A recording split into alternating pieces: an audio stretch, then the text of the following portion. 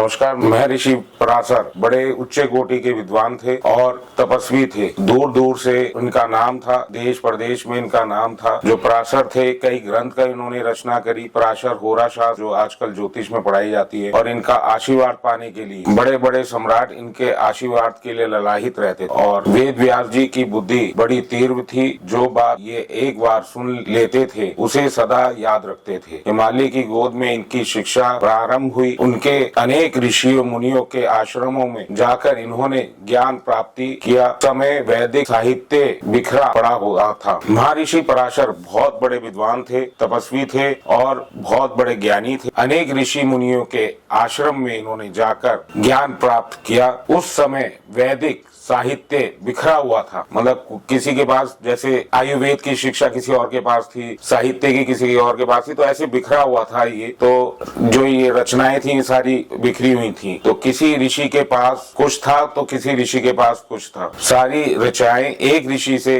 प्राप्त नहीं हो सकती थी। महर्षि व्यास ने अनुभव किया कि यदि वैदिक साहित्य की यही दशा देश में रही तो एक दिन सारा साहित्य समाप्त हो जाएगा। उस समय वैदिक साहित्य बिखरा हुआ था। कुछ रचनाएं किसी ऋषि के पास थी, कुछ किसी के पास। सारी रचनाएं एक ऋषि के पास प्राप्त नहीं थी, बिखरी हुई थी। महर्षि व्यास ने अनुभव किया कि यदि वैदिक साहित्य की यही दशा रही तो एक दिन सारा साहित्य समाप्त हो जाएगा। यह सोचकर इन्होंने हिमालय से कन्याकुमारी तक तथा पूर्व से पश्चिम तक संपूर्ण भारत की यात्रा की। बड़े बड़े ऋषियों से मिले, मंत्र इकट्ठे किए, चर्चाएं की। कहते हैं कि 28 बार वेदों के मंत्रों का संकलन व्यास जी ने किया। हर बार कुछ न कुछ त्रुटि रह जाती थी। अंत में घोर परिश्रम करके इन्होंने वेद को एक रूप दिया, जिसके कारण इनका नाम वेद व्यास पड़ा। महर्षि वेद व्यास जी को कुछ समय बाद मालूम हुआ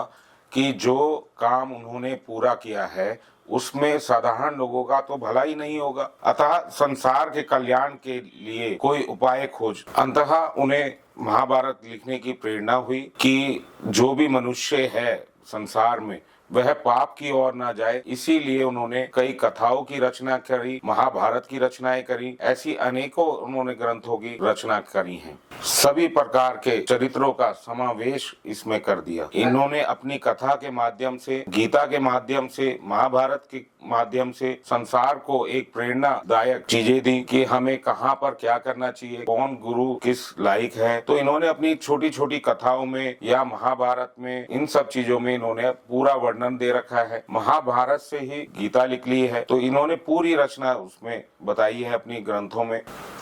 और ये भी कहानी है इसके पीछे। जब वेद व्यास जी ढूंढने लगे कि ये जो मैं अपनी कथा किसी के सामने रखूंगा तो वह कौन व्यक्ति हो जो इस संसार में मेरी जो ये कथा है, ये जो मैं पापों से मुक्त के लिए, संसार के लाभ के लिए जो ग्रंथ की रचना करने जा रहा हूँ, तो इसके लिए कौन लिखेगा, कौन क्या करेगा। तो इनको गणेश भगवान प्राप्त होते हैं। और उनका यही कहना था कि महाराज, मैं आप जैसे कहोगे मैं लिखता जाऊंगा, लेकिन जहाँ पे आप अटके या जहाँ आपने बोलना बंद किया वहीं लिखना मैं उसको बंद कर दूंगा।